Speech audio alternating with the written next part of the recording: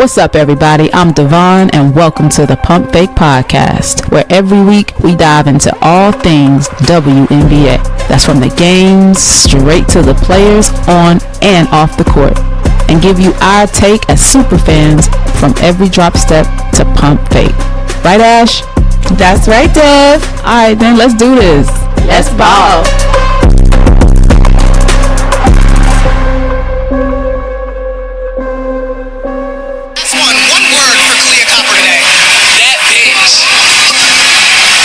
Girl, she didn't even know what to say after that. And that's that on that.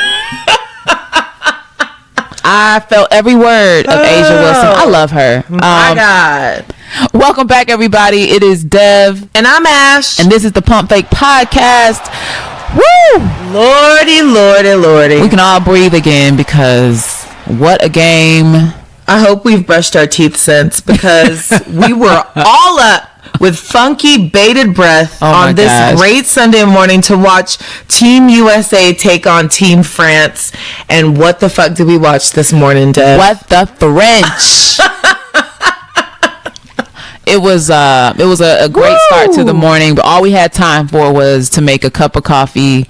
I made tea, and we had to get to the action. So without any further ado, Ash, let me get it out the way. How are you? Girl, let's just jump right into I don't even care about how I'm doing. I'm ready to jump right into this. That's how I'm doing. I had a lot of feelings this morning. I was pacing back and forth in my robe with a cup of coffee, yelling. I scared our animals. That's how I'm doing. Yeah, our group chat immediately started as soon as the TV came on. So we're back for another episode this week, and instead of our norm, we're just gonna give an Olympic flow to this, right? We're just gonna go through it, give our thoughts on the game that we just saw. If you're sitting on your couch like we are, we gotta download it, y'all. Yeah, we gotta talk about. Let's talk through this together as a family. What we just saw, the Olympic version, the gold medal game, one of the best games I've ever seen. Let's talk about it. Okay, let's go. For our new listeners, welcome in, and for our oldies, welcome back, super fans. Our old heads, welcome back to the commotion of the pump fake. So let's start with this. So first off, tip-off happens, and we know we're in for a good one. Didn't really know what to expect from France, but the U.S. definitely struggled greatly to even collect an offensive board, to be honest. So missed a lot of chippy layups, made a lot of uncontested turnovers, and many by the A'ja Wilson, A1 herself. So seeing her struggle made me worry, Ash. I don't know about you, but yeah, I have to say, from a post player perspective, like, just the lack of defensive rebounding, boxing out. Yeah. Now I feel like maybe they were doing some stuff and grabbing people. I don't know what was going on, but there were way too many offensive rebounds, giving them second and third chances. I knew when they were able to get those offensive rebounds, kick them out, they were gonna hit. You can't give that a good team who's playing in the championship game. You can't give them that many opportunities to play. Yeah. Now I have to say, I think we forgot.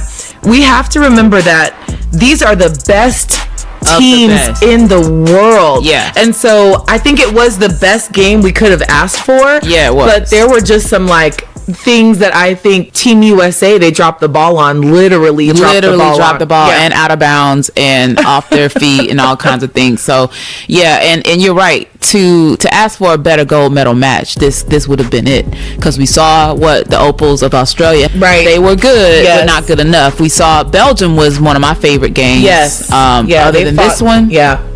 So yeah, seeing France and the US pair up for this game was just the chef's kiss.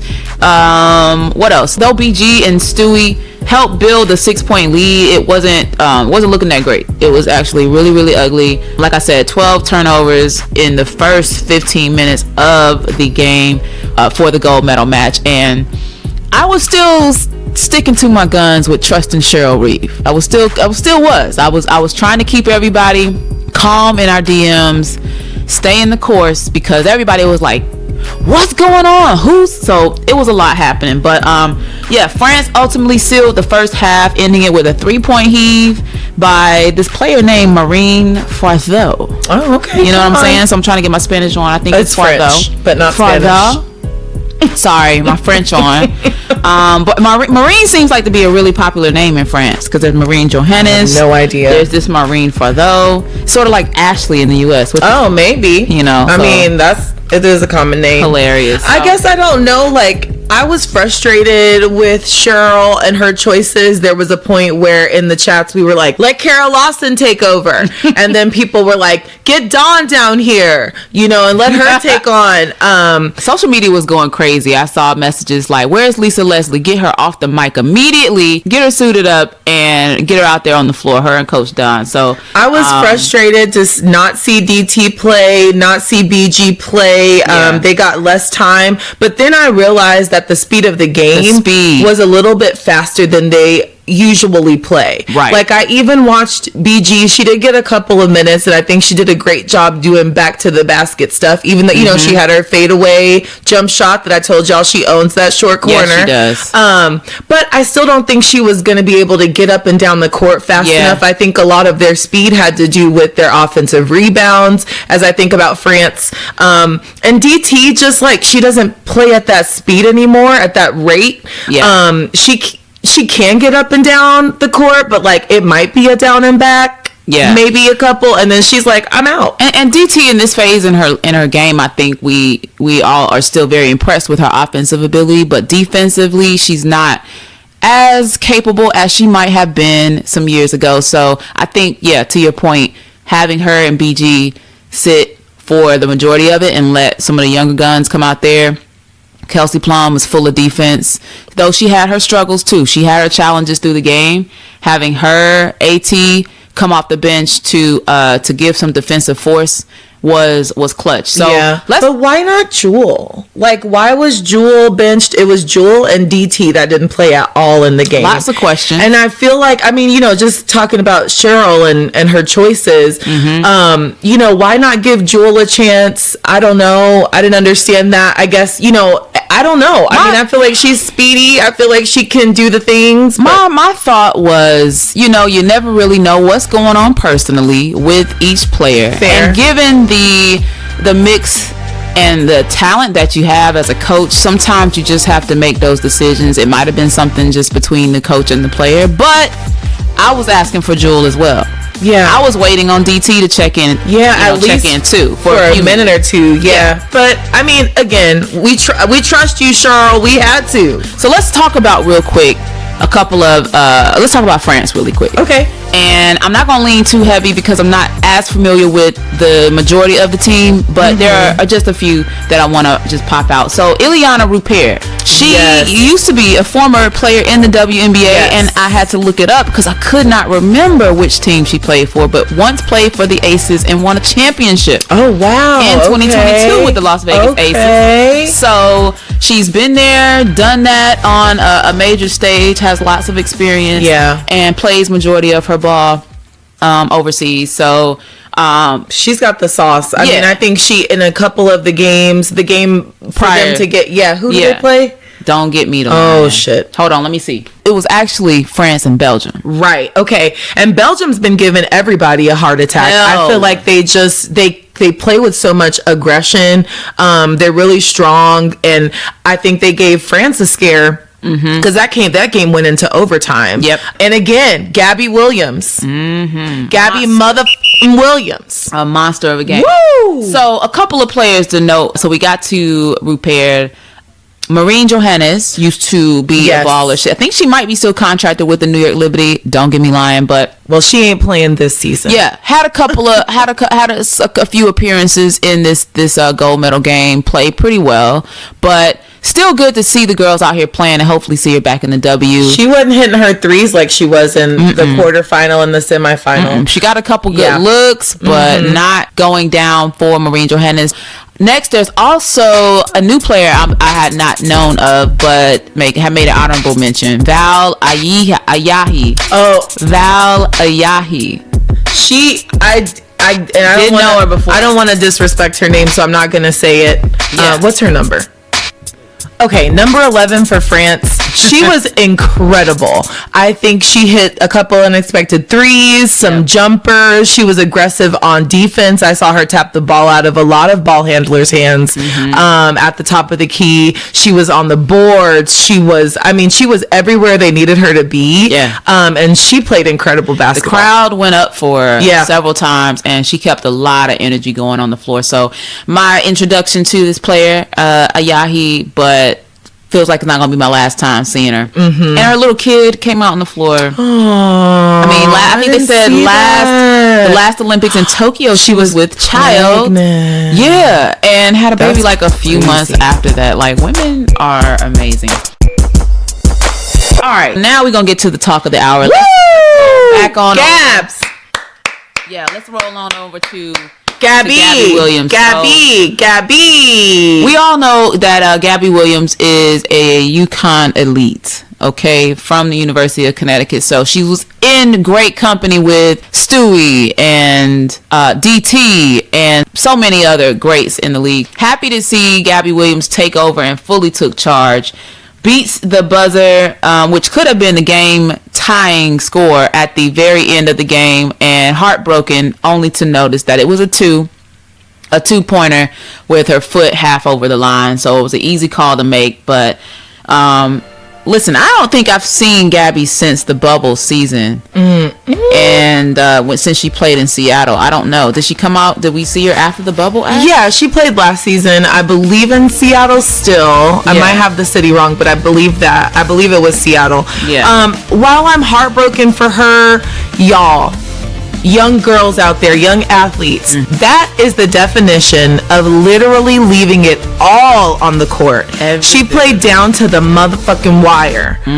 Truly. Every bit of it. And as we're thinking about the evolution of the W in our group chats, the friends are saying, let's build a team around Gabby Valkyries. I've seen it in the chats and the comments as well. It was in our DMs and our friend group chats. So that's something to consider as we look forward to the future of the W. Yeah, I was one of those. I raised my hand and even tagged the Valkyries. She's her. And you know, I did hear I got a comment back that she may be still on a contract with Seattle. Maybe so, but listen, that ain't got nothing to do. Yeah, just tomorrow. I mean, I guess. In other words, Gabby is a player to watch, and we would love to have her back in the WNBA in some capacity. Don't matter who she's playing for. Amazing player, elite. The entire tournament too. She played great. So the entire time. So we're gonna go ahead and roll over to the U.S. So let's just start at the very top, the beginning of the alphabet, the alpha A1, and the beginning of all things, A'ja Wilson. The grittiest player alive. The grittiest player I've ever witnessed. Truly a hooper, a young pioneer in her own right, not just in basketball, but fashion.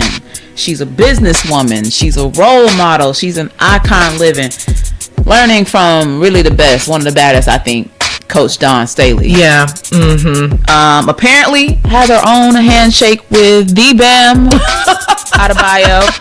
But then anyway, she's just an amazing, grittiest player. There were a couple times where I thought, man, we got to sub A'ja, sub her, let her get a breath.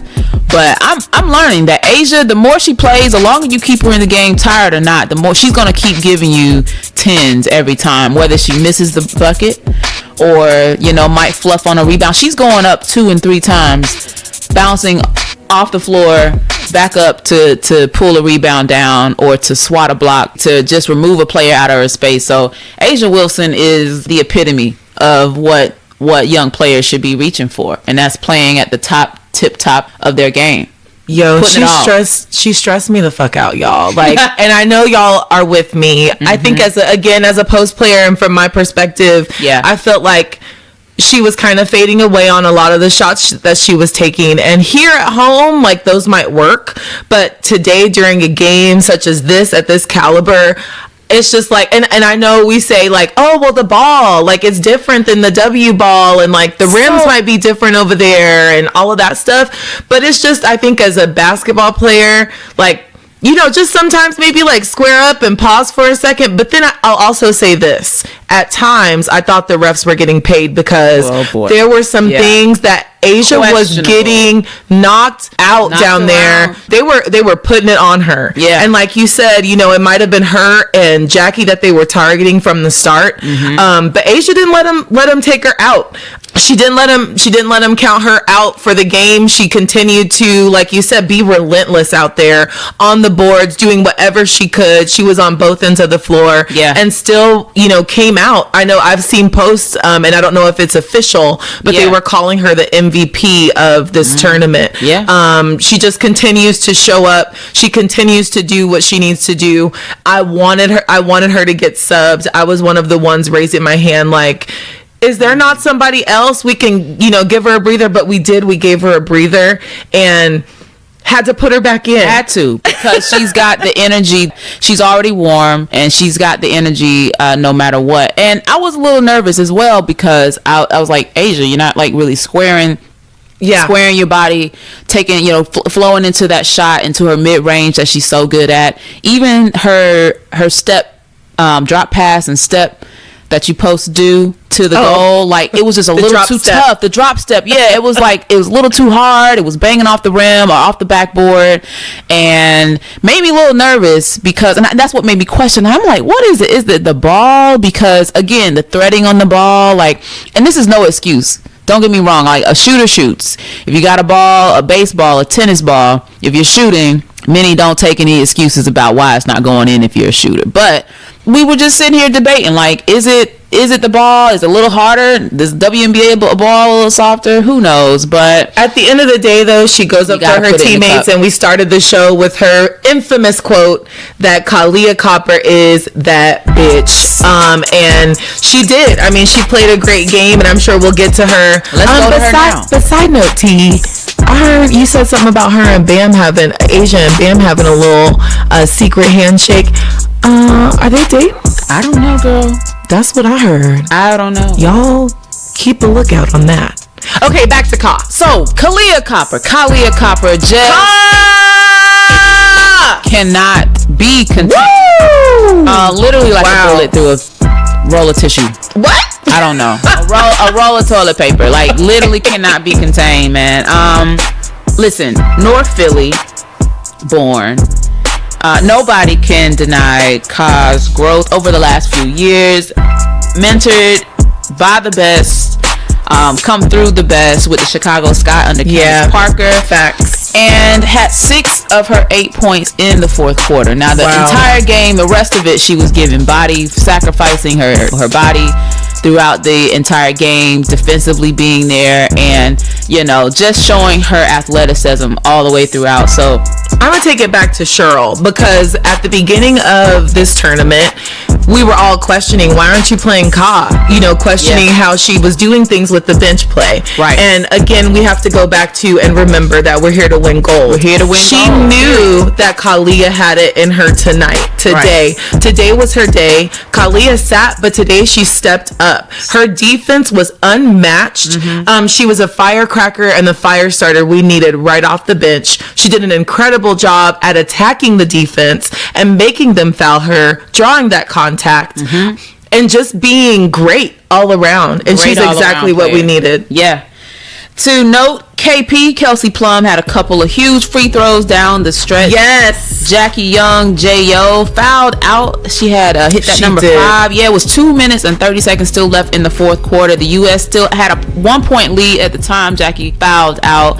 But nonetheless, definitely a force I have to say this from the great LaChina Robinson, who did an exceptional job commentating this tournament, as well as Noah Eagle. Noah might be my new favorite homie. I don't know where he is or where he normally commentates, but love him. And shout out to Zora Stevenson also. Yes, girl, nailed it. Beautiful work. Anyway, but like LaChina said, KP is always the last one in the gym. She's shooting free throws and putting in the extra work. And today she was not. I could tell that she was unfazed at the line. She was prepared for this. She worked for this, and it was great to see her come through clutch for us. We needed every single free throw that she made.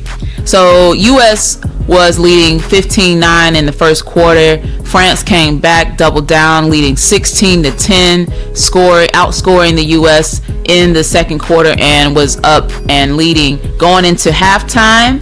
I just want to stop and pop in on Nafisa. We have to mention Nafisa Collier because just an integral person and player for the U.S. team. Totally held her ground and dug in for the U.S. team. Her length, just even at 6'1", not considered very tall, but her athleticism just expands her wingspan, her vertical, just everything that she does on the floor. She's in the right place at the right time. People were questioning the makeup of the USA team.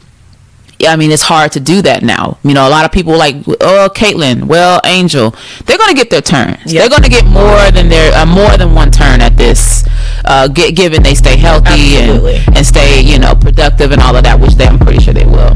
But the great Sabrina Ionescu. Yes, well done, girl. Coming off the bench again. She didn't play the first half. Yeah, at all, and still came out and gave us great production off the bench. Great production, great passing with a couple of assists. She had one much needed to Nafisa Collier in the paint in the third quarter to just continue to apply that pressure on France and just be a threat all around. So by the end of the third quarter, it was pretty much a tie in terms of scoring production for both teams. USA scored 20 in the Q3. France scored 18. So now we roll into the fourth quarter. Woo!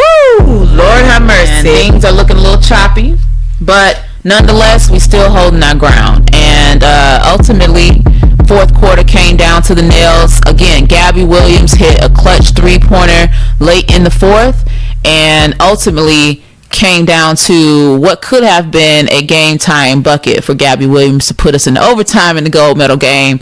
And sad to say for France anyway, they came a point short. Although this may not have been Stewie's game, points-wise, I think her presence was felt and it was needed. And like heartbreak, for France, womp womp. But this leaves Team USA their 8th straight consecutive gold medal for the U.S. In the Olympic Games. This is 6 medals for DT, the most for any basketball player in Olympic history for her last Olympics. Can you repeat that again?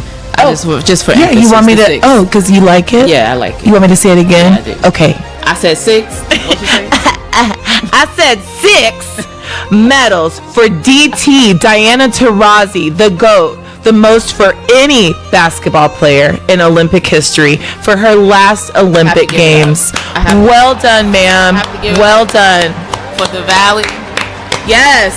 I have to give it up. The X Factor is proud. The X Factor is proud of you. The X Factor, we're standing up. I can't even imagine what's going on in Phoenix today. But I have to say, the BG story alone, and I hope I don't cry, but the BG story alone, she was held hostage in Russia. She didn't know if she'd be able to ever play basketball again. And she cried during the ceremony. And then to watch her win a gold medal, her 3rd gold medal in the Olympics, with her wife courtside, a recent parent. Man, like y'all can hear, I'm already emotional all over again. It was just so beautiful for her to see that, that full circle moment of what I can't even imagine. And I'm sure, those of you that have read her book, the full horror of what she could have experienced. What she did experience. And for her to come out today and be able to play for her country with such pride, she did such a great job, and even having to sit on the bench and cheer for her team, she didn't care. She was back home with her people. And I just have to say that was a hell of an emotional moment. There were a couple more I have to share. Sabrina Ionescu hugging the Bryant family. Beautiful. Somebody had posted images of Kobe. I think it was Snoop. Snoop had posted some images of Kobe in Paris, his last time. And so I saw that, plus Sab hugging the Bryant family, basketball royalty. That was beautiful. Okay, then I'm gonna turn it up here real quick. Get y'all shoulders pumping because Asia accepting her medal with the grill, baby. Where's the after party? I'm hyped. I was like, okay, I'm emotional. Asia's got her grill in. Where are the drinks? Where's the champagne? Girl. I need to know what's going on in the locker room. I can't wait for full blackness. Living in her full esteem. I can't wait for the as an elite player and for the locker room videos. Post-game. I caught Chelsea Gray's live. I think I jumped in on. Okay. Already? So they're about to pop the champagne. DT popped on. J.O. was on live as well. Asia Wilson, of course, showing us the gold and the gold grill. So we're here for that. Beautiful. Loved it. Yep. So, because there was so much back and forth about Cheryl and the decisions were being made, let's wrap up our final leg of this episode with what the heck we learned from this gold medal game. And I got a few thoughts, so let's get into it. Okay. All right, Ash. So, what did we learn from this game? What did we learn? Number one, I did learn that the scouting coach's name is Kara Lawson. So last episode I could not find the Duke women's basketball coach's name. Oh, that's what Turtles was talking about. Coach Lawson. I was so confused. Shout out to you. Why are you giving me Kara Lawson stats? Yes, but yes, we messed up. Okay, so correction on our part. At the top of it, I want to just start with Coach Reeve. What I learned about Coach Reeve today was that she is patient and you got to trust her grit. She's gritty. And she stayed the course. I know she wasn't plugged in on social media. She was coaching the game. And Cheryl really don't care about y'all. She don't give a shit. However, I did learn that people were calling for Coach Becky, Coach Dawn Staley, somebody but Coach Reeve, because she wasn't necessarily executing the substitutions and maybe even executing the plays in the game the way that they thought she might have been. But no need to panic. Honestly, no need to panic. Cheryl didn't panic. She didn't pull out Asia when we thought she should have pulled out Asia Wilson. Didn't pull out J.O. perhaps when we thought she should have. So for me, I've learned that Coach Reeve is determined, but I have to say in 2028 it's Becky or bust for me. Give us Coach Becky in LA for 2028. Cheryl frustrated me, but like you said, and she also, I love that she hyped up her sidekick coaching for this, including Tanisha Wright, and the coach in LA, Kurt Miller, and just she was saying the power of minds and that work. Being a head coach cannot be easy. Hell no. Even Dawn mentioned in her post interview that Cheryl they hugged after the game, and Cheryl was like, "They didn't do this to you last year, right?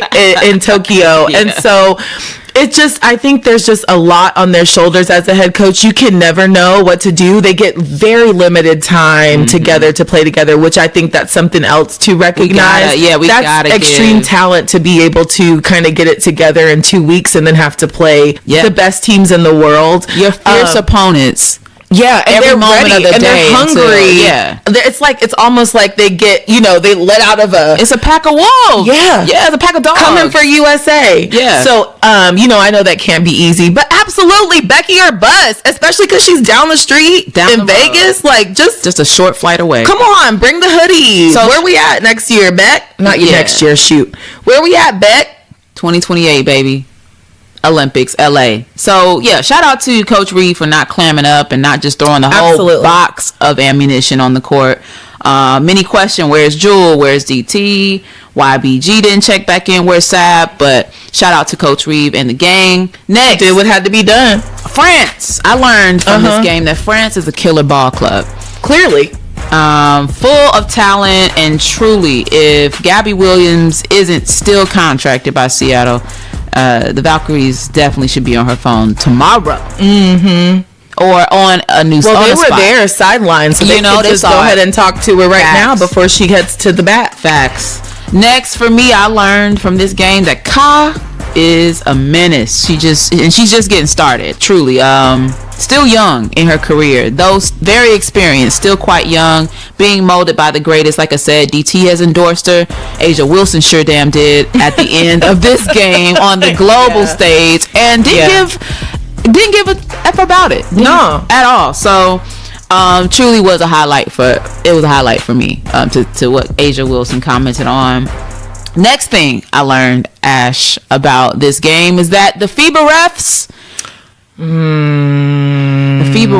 what the French, dude. I would like to say that at least I think half of the calls that they made were incorrect, and they completely went bust on plenty they should have called. That because why is one of my players down on the ground and France is getting the ball? I don't understand. Like, a lot of questionable calls. Like I said, it felt like they got a little coin at some point to make these calls. Since the men didn't win, we have to make sure the women win. Now, maybe I'm wrong. I'm probably wrong, but I'm just saying that's how it felt to me. But I will say, a plus side of the FIBA style of refereeing is that it's less stoppage of the game. Fair. There's a better flow.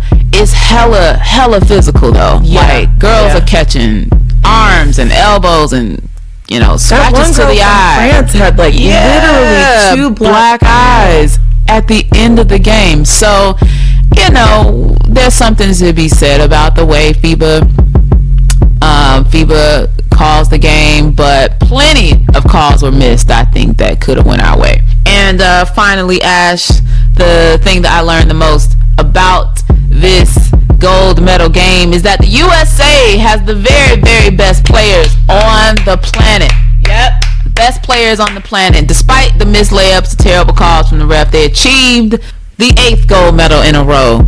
And that is the way our USA women's team wraps it up. And shout out to the men's Olympic team as well for collecting their gold and their things in their game. That was we couldn't leave the house yesterday either, and could not barely leave late the couch. for a party. Yeah, we were late 2 hours party, but so worth it, and this has been the funnest Olympic Games that I can remember in a long time. I do have to say, I did learn, and it's proof over and over again. Yeah. As long as I've been a basketball player and enthusiast, defense wins games, boo. Yeah. And that's it. And I think, like Cheryl had mentioned, these two teams were just defensive minded, whatever. I don't know, however you would say that. And so they weren't able to really get into their offensive grooves. They had to really do some other things, like where Asia would normally maybe drive to the lane, it was clogged, right? And so they had to really pivot and think about their other skills and what other tools they had in their toolbox. So I think that was one thing. And then these free throws is one thing I learned, is you just have to be ready. Yeah. The free throws plagued us today. And while France hit, I think they were perfect from the free throw line. Well, they didn't even have any free throws in the first half. They had 0 free throws in the first half. They hit every one of them in the second half. And this game, France definitely rushed. They rushed the pace of the game, and that threw off the US. That threw us off real bad. That threw us off really badly. It was a great game overall. And we weren't able to get to an offensive set at all. We just had to find a way to get the ball in the hoop. Period. So it wasn't pretty, but nonetheless, that gold medal sure is. Like Angel said, a win is a win. Angel Reese, she said, a win is a win. And so, and here we are with gold. Yeah. All right. You want to go to the next thing? You got something else over there, Dev? Yep. So we just had to come back for an episode, Olympic version, of course, before we get back into the business of things. Yay, the regular season's coming back. WNBA. Yeah, second half of the WNBA season is on its way. Look out for this coming Friday. Okay, I looked it up. You ready? I have the dates. So who do we play on? What's the first game coming up for us? So this is probably why DT didn't play, now that I'm thinking about it.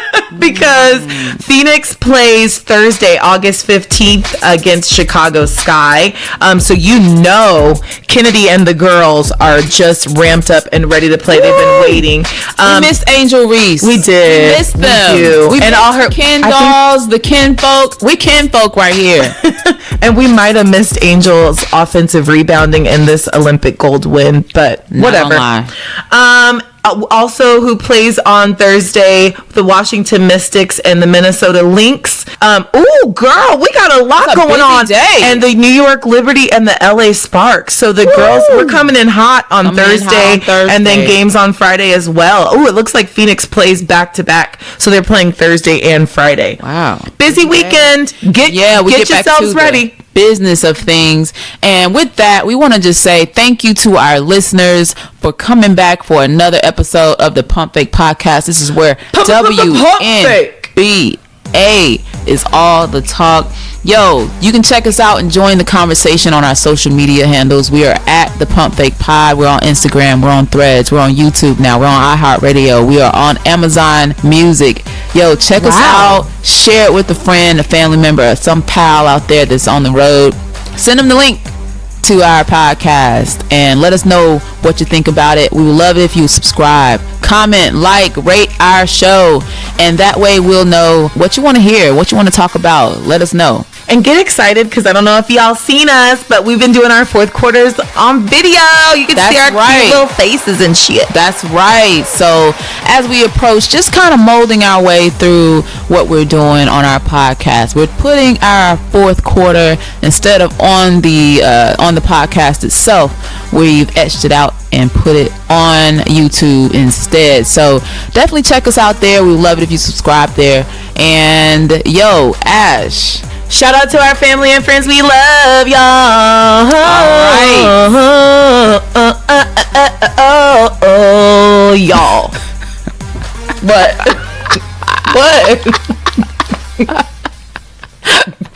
Y'all didn't like it? That's the show. You didn't like it? Hilarious. All right. Peace. Man.